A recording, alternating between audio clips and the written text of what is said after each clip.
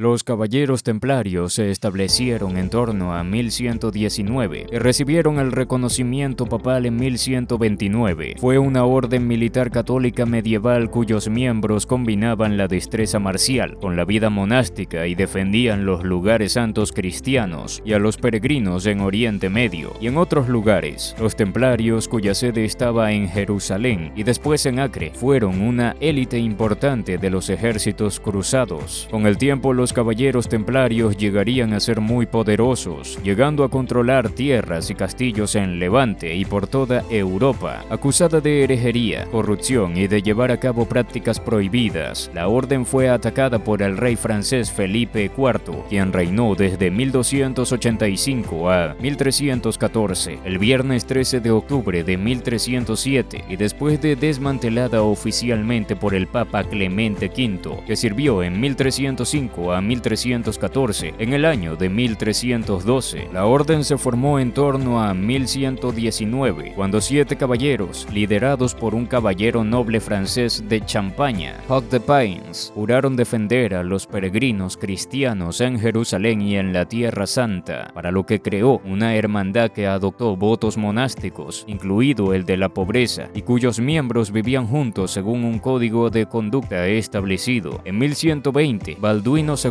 el rey del reino de Jerusalén, que gobernó de 1118 a 1131, entregó a los caballeros su palacio, la antigua mezquita de Aqsa, en el templo del monte de Jerusalén, para que lo usaran a modo de sede. El edificio se conocía comúnmente como el Templo de Salomón, por lo que a la hermandad pronto se le empezó a llamar la Orden de los Caballeros del Templo de Salomón, o simplemente templarios. Fueron reconocidos oficialmente como orden por el Papa Honorio II en 1124 a 1130. En el Concilio de Troyes, en enero de 1129, fue la primera orden militar en crearse, y en un principio se les consideraba como una rama de los monjes cistercienses. Antes de continuar, ¿qué opinas de lo que te estamos contando el día de hoy? ¿Conocías la historia de los caballeros templarios? Déjame tu respuesta en la caja de comentarios. Si te está gustando el video, regálame un like y compártelo para que los demás también puedan verlo. No olvides suscribirte a nuestro canal para que no te pierdas contenido a futuro. Continuemos. En 1145, los caballeros de la orden recibieron permiso para llevar en manto, con capucha blanca, que los cistercienses habían hecho suyo. Los caballeros adoptaron pronto su distintiva capa blanca y empezaron a usar la insignia de la Cruz Roja sobre el fondo blanco. La doctrina religiosa no presentaba ningún impedimento a la lucha, siempre y cuando fuera por una causa justa. Las cruzadas y la defensa de la Tierra Santa era exactamente ese tipo de causas, así que la orden recibió el respaldo oficial de la Iglesia. La primera gran batalla en la que participaron los caballeros templarios fue en 1147 contra los musulmanes durante la Segunda Cruzada, en 1147 a 1149. La orden creció gracias a las donaciones de los simpatizantes, que reconocían la importancia de su papel como defensores de los pequeños estados cristianos de Levante. Otros, desde los más pobres hasta los más ricos, daban lo que podían simplemente por asegurarse una buena vida tras la muerte. ¿Y cómo se podía mencionar a los donantes en las misas y las oraciones? Puede que también buscaran una vida mejor en el presente. La orden recibía donaciones de todo tipo, pero las más comunes eran dinero, tierras, caballos, equipo militar y comida. A veces también se donaban privilegios, lo que permitía a la orden ahorrar en sus propios gastos. Los templarios también invertían el dinero en comprar propiedades que producían ingresos, con lo que acabaron poseyendo granjas, viñedos, molinos, iglesias, pueblos y cualquier otra cosa que considerasen una buena inversión. Otra manera de aumentar las arcas de la orden era gracias a botines y tierras adquiridas como resultado de campañas victoriosas, además de que también podían exigir tributo a las ciudades conquistadas, las tierras bajo el control de los castillos templarios y los estados rivales más débiles en Levante. Con el tiempo, la orden pudo establecerse centros secundarios en la mayoría de los estados de Europa occidental, que se convirtieron en fuentes importantes de ingreso y de reclutas. Puede que el dinero entrara a espuertas desde todos los rincones de Europa, pero también tenían que hacer frente a un alto coste, mantener los caballos, sus escuderos, sus caballos, y a menudo cada caballero tenía 4, su armadura y el resto del equipo drenaba las finanzas de los templarios. templarios también tenían que pagar impuestos al Estado, hacer donaciones al papado y a veces pagar diezmos a la iglesia, además de otros pagos a las autoridades locales, mientras que realizar misas y otros servicios tampoco era nada barato. Los templarios también tenían un propósito caritativo y se suponía que tenían que ayudar a los pobres. Una décima parte del pan que producían, por ejemplo, se repartía entre los necesitados a modo de limosna. Por último, los desastres militares tenían como resultado las pérdidas tanto de hombres como de propiedades en cantidades enormes. No se conoce con exactitud las cuentas de los templarios, pero es bastante probable que la orden nunca fuera tan rica como todo el mundo cree. A partir del siglo XII, los templarios ampliaron su influencia y lucharon en las campañas cruzadas en la península ibérica, en la Reconquista, para varios gobernantes españoles y portugueses. También operaron en las crudas bálticas contra los paganos, y para el siglo XIII los caballeros templarios tenían tierras desde Inglaterra hasta Bohemia y se habían convertido en una orden militar verdaderamente internacional, con muchísimos recursos a su disposición, hombres, armas, equipo y una importante flota naval. Los templarios habían establecido un modelo que sería copiado por otras órdenes militares, como los caballeros hospitalarios y los teutónicos, pero hay un área en la que los templarios realmente destacaban, como los lugareños las consideraban lugares seguros. Las comunidades y los conventos templarios se convirtieron en depósitos de dinero, joyas y documentos importantes. La orden tenía sus propias reservas de dinero en efectivo, que ya desde 1130 se aprovecharon como préstamos con intereses. Los templarios llegaron incluso a permitir a la gente depositar el dinero en un convento y siempre y cuando pudieran presentar la carta adecuada a transferirlo y retirar el dinero equivalente de otro convento diferente. Otro de sus servicios bancarios primitivos consistía en que la gente podía tener lo que hoy en día se llama una cuenta corriente con los templarios, en la que pagaban depósitos regularmente y acordaban con los templarios el pago de parte del titular de una suma fija a quien quiera que nombrara el titular. Para el siglo III, los templarios se habían convertido en unos banqueros lo suficientemente competentes y de confianza como para que los reyes de Francia y otros nobles mantuvieran su tesorería con la orden. Los reyes y los nobles que partían a las cruzadas a la Tierra Santa para poder pagar a sus ejércitos en el momento y suministrar provisiones, a menudo adelantaban grandes sumas de dinero en efectivo a los templarios para poder retirarlas una vez llegados a Levante. Los templarios incluso prestaban dinero a los gobernantes y así se convirtieron en un elemento importante de la estructura económica cada vez más sofisticada de la Europa medieval. Los caballeros hacían votos al ingresar a la orden, como en un monasterio, aunque no eran tan estrictos ni estaban restringidos a permanecer siempre dentro de la vivienda comunal. La promesa de obediencia al gran maestre era la más importante que hacían. Acudir a las misas era obligatorio, así como el celibato, y se daban por supuestas las comidas en común. Estas comidas contaban con carne, un día sí y otro no. No estaban permitidos los placeres terrenales, entre los que contaban los pasatiempos tan característicos de caballeros como la caza y la cetrería, o llevar la ropa llamativa, ni las armas por las que eran célebres los demás caballeros. Por ejemplo, a menudo los cinturones eran de decoración, pero los templarios llevaban un simple cordel de lana que simbolizaba su castidad. Los templarios también llevaban una sobrevesta blanca sobre la armadura, como ya se ha mencionado, con una cruz roja en el lado izquierdo del pecho. La cruz roja también se llevaba en la librea de los caballos y en la bandera de la orden. Con esto se distinguían de los caballeros hospitalarios, que llevaban una cruz blanca sobre un fondo negro, y de los caballeros teutónicos, que llevaban una cruz negra sobre un fondo blanco. Los caballeros ordenados podían tener sus propiedades personales, móviles o fijas, a diferencia de otras órdenes militares. Además, también eran algo menos estricto en cuanto a los ropajes. Los templarios tenían permitido llevar lino en primavera y verano, no solo lana, cosa que seguro agradecían los miembros de climas más templados. Si no se seguía alguna de las normas de la orden, conocidas en conjunto como la regla, los miembros recibían un castigo que podía ir desde la retirada de privilegios hasta los latigazos o la cárcel de por vida. ¿Qué tal? Esto ha sido todo por hoy. No olvides suscribirte a nuestro canal para que no te pierdas contenido a futuro. También no dudes en compartirlo y dejar tus comentarios. Queremos saber tu opinión. Hasta la próxima.